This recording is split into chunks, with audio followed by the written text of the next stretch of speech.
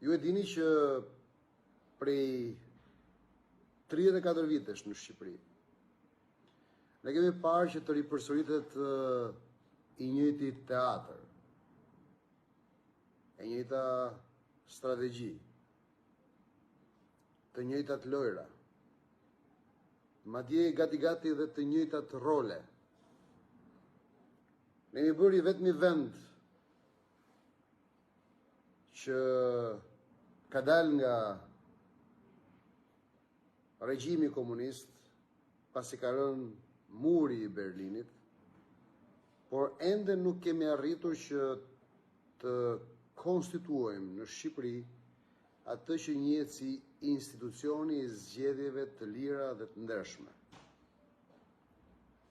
I vetmi vend që nuk ka lejuar asnjëherë, absolutisht asnjëherë, pas vitit 1990 të zgjedhje të lira dhe të ndershme, nga të gjithë vendet ish komuniste, është Shqipëria. Madje edhe këto republikat e forta presidenciale, aty rreth e qark Rusisë nën, Uzbekistani, Taxhikistani, Turkmenistani, nuk prekin vetëm presidentin, por në nivelin poshtë, pra në nivelin parlamentar, përpiqen që të lejojnë që të ketë zgjedhje të lira dhe të ndershme, që palët politike poshtë presidentit paktën konkurrojnë me njëra tjetrën dhe të përcaktohet nga qytetarët se cila palë është më e forta apo më e preferuara. Ama në Shqipërinë tonë, ne ende nuk po arrijmë dot që kjo klasë politike të na mundsoj që qytetarët shqiptarë të kenë një ligj zgjedhor i cili garanton lirinë, barazinë dhe ndershmërinë e zgjedhjeve, garanton konkurrueshmërinë e palëve në zgjedhje dhe garanton edhe procesin parazgjedhor, edhe procesin zgjedhor në vetvete, por dhe produktin pas procesit zgjedhor, pra garanton që vullneti i qytetarëve shqiptar nuk është i cënuar, nuk është i prekur, nuk është i blerë, nuk është i tjetërsuar, nuk është i trysnuar nga asnjë mekanizëm, nuk është i trysnuar nga kurkush, as me para, as me dhunë, as me frikë, as me gavet, por qytetarët reflektojnë, mendojnë dhe e çojnë votën aty ku ata kanë dëshirë, aty ku ata kanë vullnetin e tyre.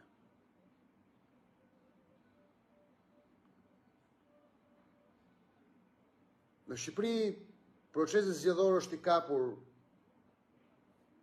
që në krye të herës, që kur konceptohet. Prej 34 vitesh, Partia Socialiste dhe Partia Demokratike kanë shpikur atë që quhet Komisioni dy palësh i reformës zgjedhore. Pra dy konkurrent në zgjedhje, që do të jenë palë barabarta me çdo konkurrent tjetër në zgjedhje, nxjerrin si arsyetim se fakti që ata janë më të mëdhenj, ata mund të përcaktojnë edhe rregullat se si konkurohet. Tani imagjinoni pak sikur në ligën italiane të futbollit, rregullat t'i përcaktonte vetëm Interi, Milani dhe Juventusi dhe ekipet e tjera thonin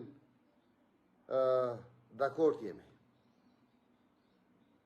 Sikur arbitrat, ansorët, çdo rregull në futboll, mbushjet e stadiumeve, shitjet e biletave t'i përcaktonin Milani, Interi dhe Juventusi dhe pastaj t'i ftoje të gjithë ekipet thotë tani hajde luajmë futboll.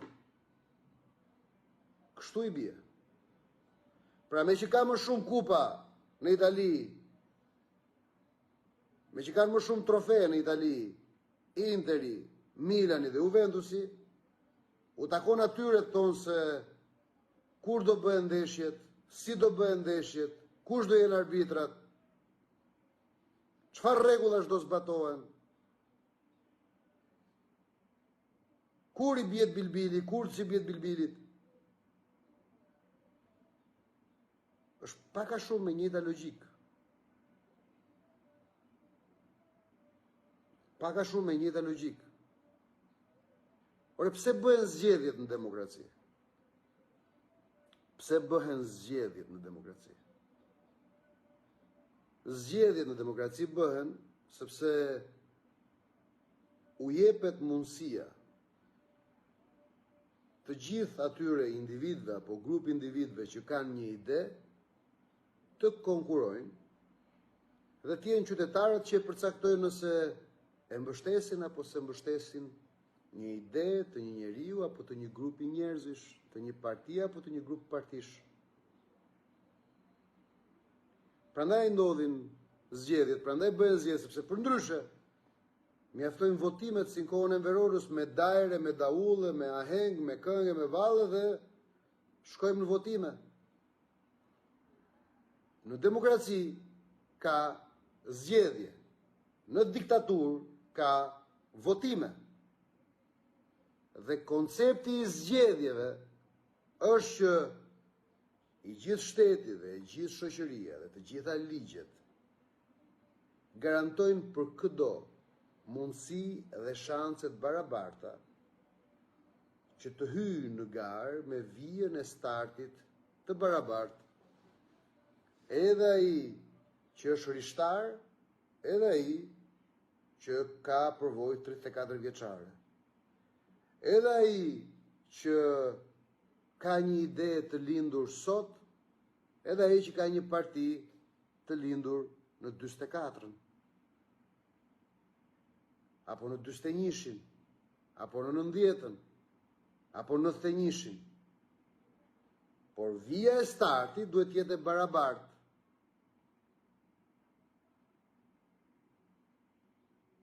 Vija e startit duhet jetë e barabartë.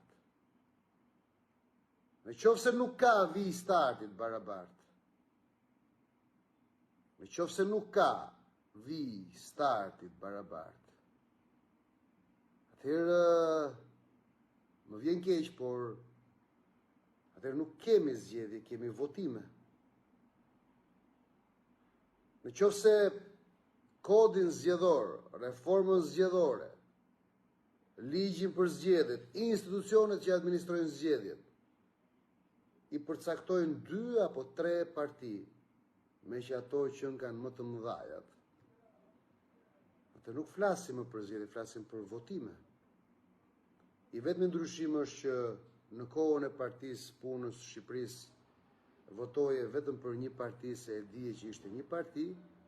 Tani ata thonë nuk e kushkon, laj thaj do votosh o Berishën, o Ramën, o PS-n, o PD-n, të tjerat janë vote humbur kot.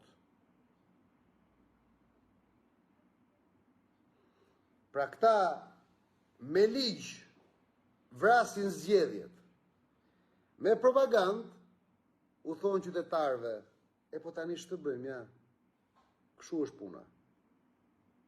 Në qoftë se ti do që ta rrëzojmë, ta mundim me Ramën, s'ke qa bën tani, do votosh Berishën. Po s'votove Berishën, ke ndihmuar Ramën. Pra këta me ligj bien dakord, me ligj bien dakord, që Shqipërinë e bëjnë me 2 korsi, garën elektorale e bëjnë me 2 korsi. Pra këta e bëjnë vetë ligjin, PS-ja me PD-n, Berisha me Ramën, dhe e bëjnë ligjin të tillë, dhe i bëjnë institucionet të tilla, që mos ketë asgjë tjetër aty.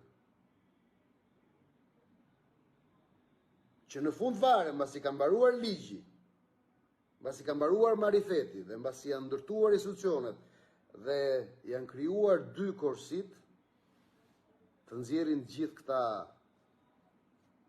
ideologët, analistët, propagandistët, agjipropistët, që do thonë shqiptarëve, tani është momenti. Tani është koha. S'kemi ç'bëjmë. O me Ramën, o me Berishën.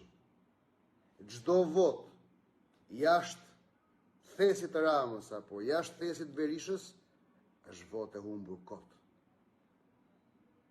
E kuptoni pra që e gjitha është një lojë sofistikuar dhe djallëzore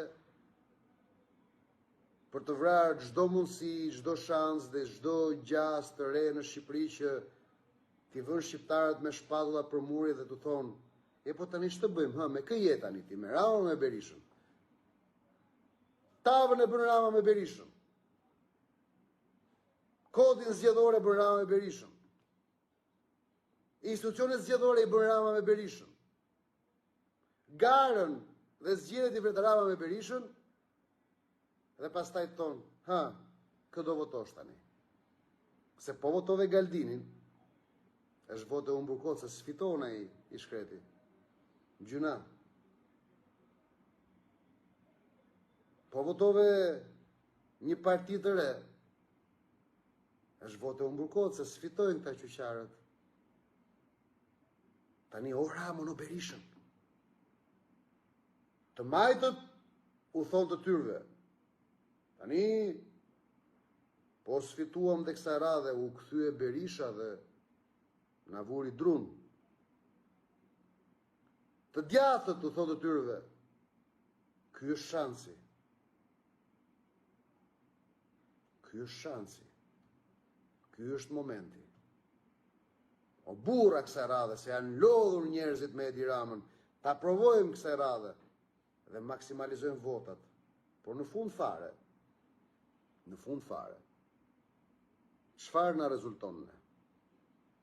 E gjitha kjo lojë për maksimalizimin e votave të tyre, është një lojë që ata të vrasin çdo lindje të re, çdo mundësi të re në Shqipëri, edhe ata pastaj ndajnë me pazare me njëri tjetrin se kush është fituesi dhe kush është humbësi. Po e kanë ndarë ata sepse fituesi e ka mbyllur hesapin. Është ai që po bën koncesionin. Ai që jep koncesionin është fituesi, është e mbyllur ajo punë. Ai që jep leje kullash. Ai që jep leje kullash dhe pastaj i jep partnerit vet çdo gjë që i duhet. Çfarë i duhej sot Sali Berishës? Çfarë i duhej sot Sali Berishës? I duhej pikërisht ky kod zgjedhor. I duhej ky kod zgjedhor totalisht i pandryshuar që tani nuk ke shanse. O do kandidosh për siglën e PD-s dhe do jesh aleat me PD-n dhe do jesh në siglën e PD-s, ose për ndryshe je armik. O do kandidosh në siglën e PD-s për të qenë besnik absolut, duke thënë rov doktori, rov balkoni, gjithë armiqt na i qëroni, pra o do bëhesh besnik, fillosh të këndosh serenata poshtë balkonit doktorit, ose je armik. Ose je armik.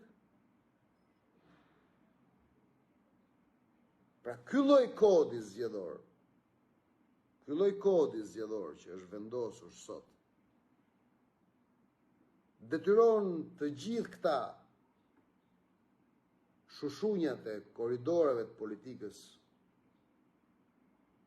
që e duan apo se duan Berishën të shkojnë si qengja manar tani poshtë balkonit dhe mos bëjnë më tangërlik, sepse për ndryshe Berisha nuk i vë tek lista. S'ka më tangërlik, s'ka gërivëri. Nuk ka më tangërlik, nuk ka më gërivëri. O do hynë tek lista e Berishës, por që të hynë tek lista e besnikëve të Berishës, kanë vetëm një zgjidhje.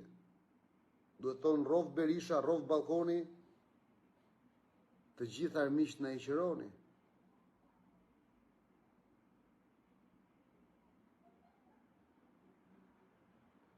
Kjo është dhurata që Edi Rama i dha Sali Berishës. Pra, në qoftë se Berisha po vuante për me bashku opozitën rreth vetes, rreth balkonit, ky kod elektoral, kjo reformë zgjedhore që po votojnë sot në parlament, është ndihma dhe dhurata që Edi Rama i jep Sali Berishës bashkë me kullat. Tani keni dilemë ju se kush e merr mandatin e 4? Vërtet keni dilemë dhe bëni dhe pyetjen se kush i fiton zgjedhjet në 2025 mbas kësaj? A vërtet keni dilemë? Akoma keni pikpyetjen se kush i fiton zgjedhjet në 2025? Mbas këtij kodi? Po ky është kodi i Damian Gjiknurit. Është kodi i Damian Gjiknurit. Ka kry punë. Sali Berisha kishte nevojë të rikonfirmoj lideri absolut i opozitës zyrtare, dhe Edi Rama po ja jep këtë dhuratë dhe në 2025-ën, në parlamentin e 2025-ës, do kemi një grup parlamentar besnikësh Berishës në opozit. Dhe Edi Rama do vazhdojë qetë të jetë deputeti, kryeministri, perandori, sultani, faraoni, lideri global, dhe qa ti doj kokra i qefit ati. Sot, çuditërisht, në 25 korrik, po vdesin simbolikisht zgjedhjet e 2025-ës. Sot u azgjesuan zgjedhjet e 2025-ës, ka mbaruar. Për mua, kjo nuk është risi. Për mua, kjo nuk është një gjendje e re. Unë kam 4 vjetë që ja paralajmëroj, sepse nëse ju kujtohet, fill pas zgjedhjeve të 25 prillit 2021, unë kam qenë njeriu i parë që ju kam thënë, ore, çfarë u duhet këtyre, çfarë bëjnë këta, shpikin bombën atomike këta me këto komisionet parlamentare për reformën zgjedhore, e mbani mend? Kush më ka dëgjuar me vëmendje e mban mend çfarë kam thënë fill mbas zgjedhjeve të 25 prillit. Këtyre u duhet vetëm 2 javë punë. Pra u duhet 2 javë punë, e para punës ta adresojnë vrejtjet e OSBE Odirit, partnerëve ndërkombëtar, edhe u duhen 2 javë punë për të hapur një debat publik të sinqert dhe të ndershëm me atë që mendon publiku, me atë që mendojnë intelektualët, sociologët, antropologët, se cili do të ishte një sistem i mirë zgjedhor në Shqipëri që garanton zgjedhje të lira, të ndershme dhe të barabarta. Ligjet nuk janë bombë atomike, nuk kanë nevojë për 4 vjet sorollatje për të bërë një ligj të thjeshtë. S'ka nevojë, ligjet bëhen shumë shpejt. Duhet vetëm vullnet politik. Një ligj mund të bëhet edhe brenda 3 orëve, edhe brenda 4 orëve. Një ligj mund të bëhet edhe për 5 minuta. Ligji vetëm shpreh në gërma atë që duhet jetë në frymë dhe në shpirt dhe në vullnet. Pra nuk ka nevojë për shpikje as të kuantikës dhe as të multiverseve. Por fakti që këta vonohen dhe fakti që këta qëllimisht i dështojnë komisionet dhe humbasin afatet dhe dashur pa dashur kalojnë 4 vite dhe pastaj në fund fare Sikur se ju kam thënë, do i miratoj në fund fare, para zgjedhjeve, që ta bëjnë golin në fund, që t'i kapin të gjitha palët pa përgatitura. Kjo tregon që ata kanë vetëm një lojë. Dhe loja e tyre kush është? Loja e tyre është që ata ta mbajnë topin në këmbët e tyre. Ta mbajnë topin në këmbët e tyre dhe ta gjuajnë penaltin vetë kur të doj kokra e qefit. Në mundësisht ta kenë portën pa portierë. Dhe këtë kanë bërë sot.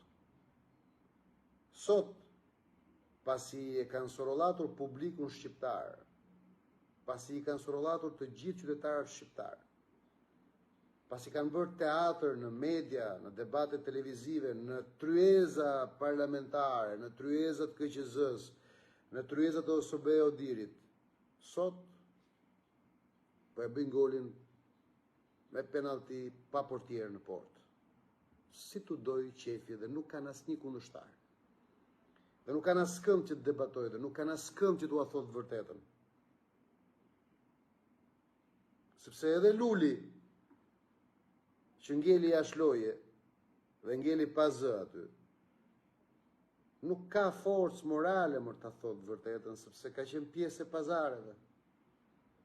Ka qenë një nga lojtarët që i ka shtyrë këto.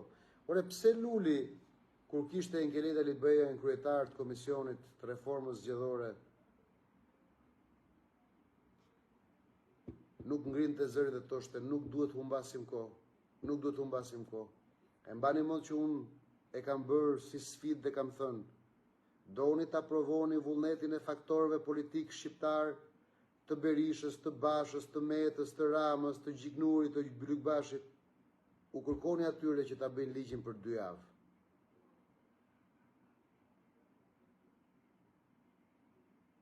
Një ligj nuk ka nevojë as për 4 vite, as për 7 muaj, as për 3 vite, as për 10 muaj.